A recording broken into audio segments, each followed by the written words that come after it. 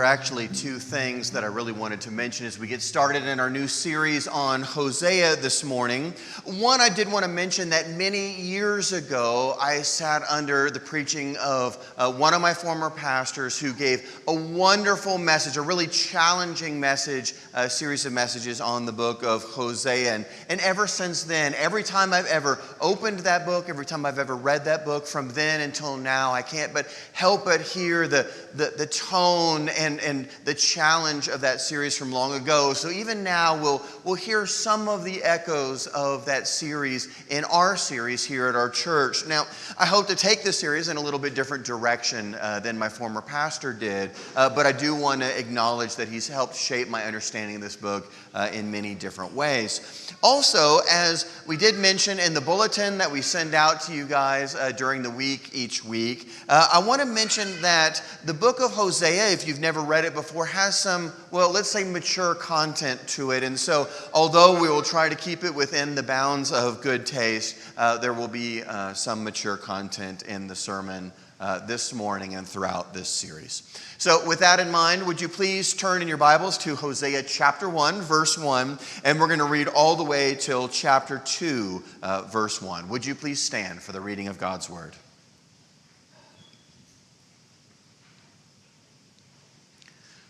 Hosea, beginning in chapter 1, verse 1. The word of the Lord that came to Hosea, the son of Beeri, in the days of Uzziah, Jotham, Ahaz, and Hezekiah, kings of Judah, and in the days of Jeroboam, the son of Joash, king of Israel. When the Lord first spoke through Hosea, the Lord said to Hosea, "Go, take to yourself a wife of whoredom, and have children of whoredom, for the land commits great whoredom by forsaking the Lord." So he went and took Gomer, the daughter of Diblaim, and she conceived and bore him a son. And the Lord said to him, "Call his name Jezreel, for in just a little while I will punish the house of Jehu for the blood of Jezreel, and I will put an end to the kingdom of the house of Israel. And on that day I will break the bow of Israel in the valley of Jezreel." She conceived again and bore a daughter, and the Lord said to him, "Call her name No Mercy, for I will no more have mercy on the house of Israel, to forgive them at all. But I will have mercy on the house of Judah, and I will save them by the Lord their God. I will not save them by bow or by sword or by war or by horses or by horsemen." When she had weaned No Mercy, she conceived and bore a son. And the Lord said, "Call his name Not My People, for you are not my people, and I am not your God. Yet the number of the children of Israel shall be like the sand of the sea, which cannot be measured or numbered. And in the place where it was said to them, 'You are not my people,' it shall be said to them, 'Children of the living God.' And the children of Judah and the children of Israel shall be gathered together, and they shall appoint for themselves one head. And they shall go up from the land, and great shall be the day of Jezreel. Say to your brothers, 'You are my people,' and to your sisters, 'You have received mercy.'" This is the word of the Lord. Please be seated.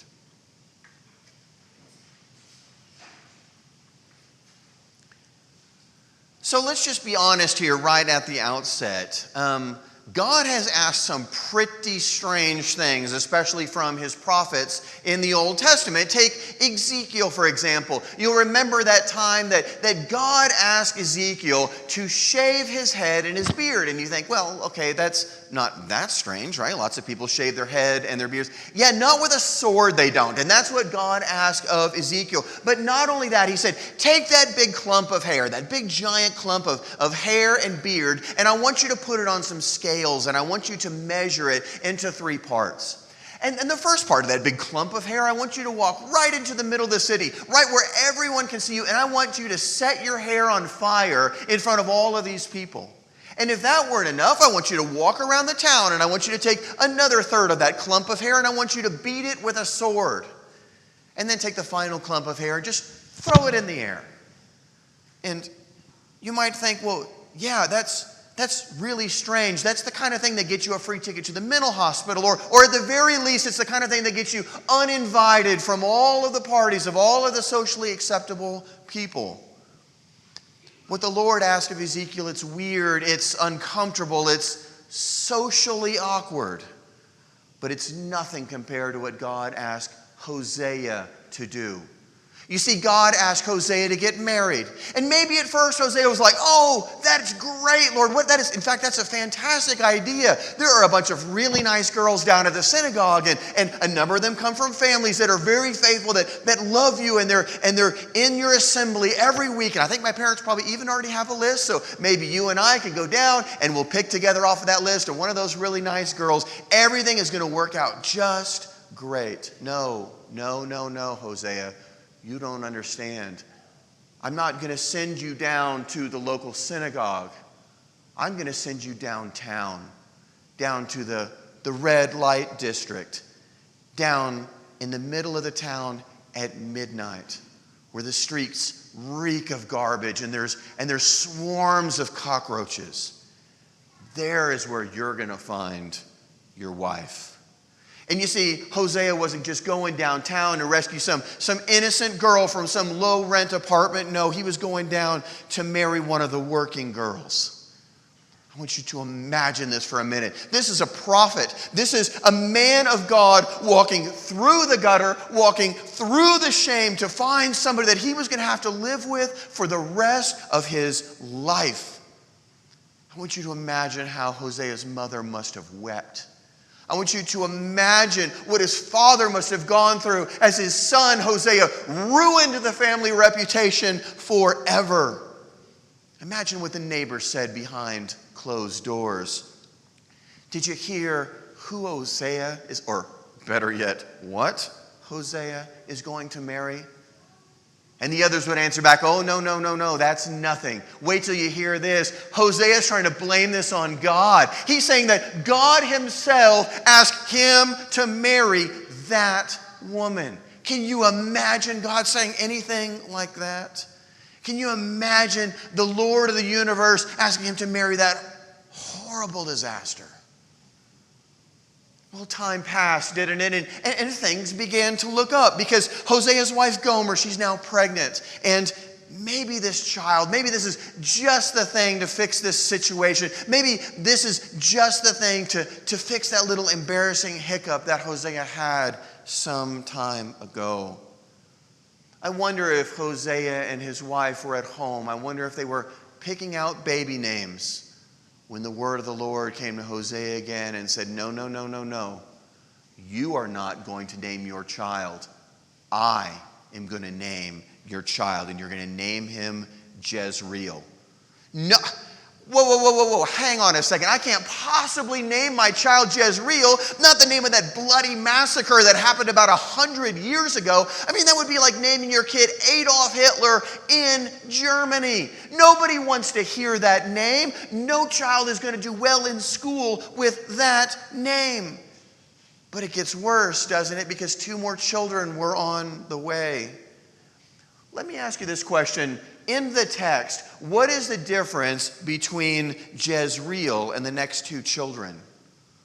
Well, you see there in verse 3, speaking of Jezreel, the text specifically adds an important detail. It says that Gomer bore him, that is Hosea, bore him a son. In verses 6 and then again in verse 8, it says, yeah, Gomer got pregnant again, but, well, we don't really know who the fathers were that time. And isn't that exactly what God had prophesied to Hosea all the way back in verse 2? At least some of your children, they're not going to come from you. They're going to come from the fact that your wife isn't going to stop her former life just because she married you. No, she's going to return back to exactly who she was. And of course, those children got terrible names too.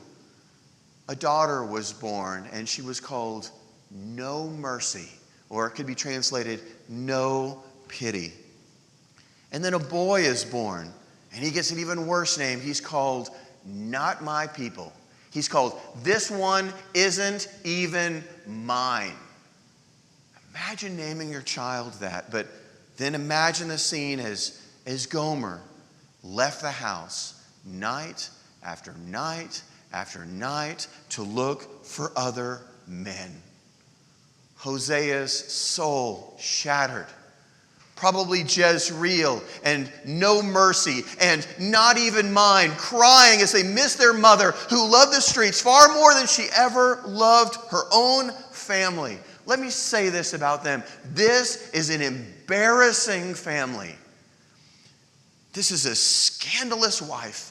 These are children who more likely belong to the town drunks than they did to Hosea. How many people do you think really wanted to be friends with this family? How many people do you think would even want to be seen with this family? How many of the little girls, how many of the nice little girls of the town do you think accepted invitations to No Mercy's birthday parties? Who would want to spend any time at all with this tragic family? Maybe some of us at this point are asking ourselves that same question. Yeah, why exactly are we spending time with this tragic family? Why this series? Why do we have to spend time with these people? This Hosea and this Gomer and Jezreel and No Mercy and Not My People. How can we have to spend time with these folks? Can't we just find a happier book of the Bible with some people that are just, a little more, decent or something? Well, yeah, maybe we could, but why don't we? Why aren't we going to go to the nice side of the tracks? Why are we going to stay here with this family? Why would we spend time with this tragic family? Well, the answer is simple, isn't it? It's because this is God's family. God asked Hosea to do this terrible, this heartbreaking thing because he wanted to graphically show what it was like to be married to that unfaithful wife that was called Israel. He says that right up front. When the Lord first spoke through Hosea, the Lord said to Hosea, "Go, take for yourself a wife of whoredom and have children of whoredom, for the land commits great whoredom by forsaking the Lord." This is the story of God's people in the Old Testament. Every chance she got, the bride of God ran from his presence and ran into the arms of strangers. She sold herself to anybody who would pay her anything, and sometimes to people who paid her almost nothing at all. I do think we need to be careful here at this point, because when I say Hosea is a story of God's family, I don't mean only that Hosea is a story of God's family, oh yeah, a long time ago, way back in the Old Testament. I mean Hosea is the story of the family of God now. Hosea is the story of God here, today. This is not just them. This is us. We read that earlier, didn't we, in 1 Peter chapter 2, verses 9. These very famous words, "But you are a chosen race, a royal priesthood, a holy nation, a people for his own possession, that you may proclaim the excellencies of him who called you out of darkness into his marvelous light." Is that text talking about us? Is that text talking about us here today? Are we those people who were called out of darkness? Are we those people that God's chosen people that were called into his marvelous light? And the answer is, of course we are. Of course that's speaking about us. Okay, well that's fine. But then that means that the next verse is talking about us as well. You see, we had names before we got here. We had names like No Mercy. We had names like Not My People. Hosea isn't just some book written to people a long time ago. This is our story. This is my story. This is your story. You know, every one of us here has a past, and some of those parts are not very pretty. Sure, we've tried to dress ourselves up, and we've tried to make ourselves look acceptable. Some of us have even tried to have a relationship with God, but again and again and again, our hearts have gone back to the streets. Our hearts have gone back to sin. We've drawn away from the love of that great God, and we've gone back to the gutter. Oh, sure, you and I at different times, we've put on the mask of acceptable. We've put on the clothes of everything is okay, but we know our hearts. Even if other people don't, we do, and we are far more like Gomer than we would ever really want to admit. The fruit of Gomer's sin, her children, they have prophetic names. Those prophecies, the prophecies of those prophetic names are not just for us. They are, not just for them, they're for us as well. Jezreel, remember your past. Yes, in Israel's time, that had happened 100 years ago, and people thought, well, yeah, that's ancient history. No, that's still part of your present. It was never repented of. It was still there. Remember your sin. Sometimes we think our sin is hidden. Sometimes our sin is open, but we think, oh, well, it's justified. But we need to understand our sin is the very thing that is going to cause our destruction. And what is that destruction? Well, we get it in the prophetic name of the second child, no mercy. Because of our sin, we will never merit the compassion of God. We will never have access to the mercy of God. And what will be the final fruit of that? It's that final terrible name of that last child, not my people. The final fruit of sin is separation from God. He will not be our God, and we will not be His people. So what hope is there for Gomer? Or maybe more relevant, what hope is there for our Gomer hearts? Maybe we're the Gomer from before Hosea found her. Maybe we're just living our life, living just as the world lives. We're using people and we're being used by people. And we think that love can never be more than just a cheap transaction. Maybe that's where we are. Or maybe some of us are Gomer after Hosea found her. We've been taken into Hosea's house. We've been loved. We know that life can be different, and yet we've run away and we've run back to the streets, and our hearts have run back to that sin that we clung to before. Oh, what hope could there possibly be for us? Well, that hope is found in verse 10. It's where this whole text turns. It's where the light begins to break through into that darkness. It says this, "Yet the number of the children of Israel should be like the sand of the sea, which cannot be measured or numbered." What is that? Speaking of the children of Israel like the sand of the sea, what is that? Those are the words of God from long before this text. That was back when God spoke to Jacob. It's when He began to call Jacob. It's actually the point at which God changed Jacob's name. You remember what his name meant before? It meant deceiver. It meant liar. And God took a hold of Jacob and He said, no, your name is now going to be Israel. He took Jacob and He said, no, you're not going to be a Gomer anymore. You're not going to run away from my presence anymore. And he went and he found him and he got him and he turned him around. And He said, now you're going to be Israel. Now you are going to be my people. And He made him that promise. He said, your children will be like the numerous sand of the seas. If you want to say it this way, what are those words? What are those words about us being the sand of the seas? In a certain way, those are God's wedding vows with His people. So what's God doing here? God is taking Hosea and He's saying, look, I need you to go out and I need you to go find Gomer.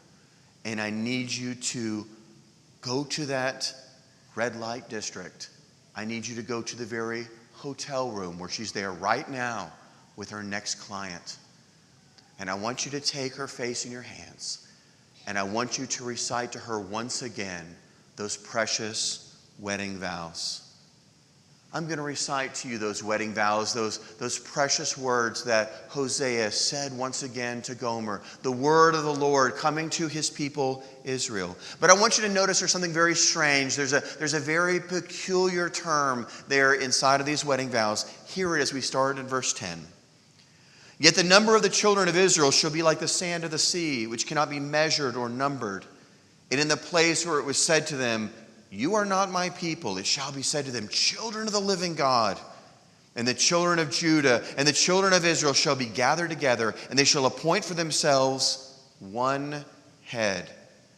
And they shall go up from the land, for great shall be the day of Jezreel. Say to your brothers, you are my people, and to your sisters, you have received mercy.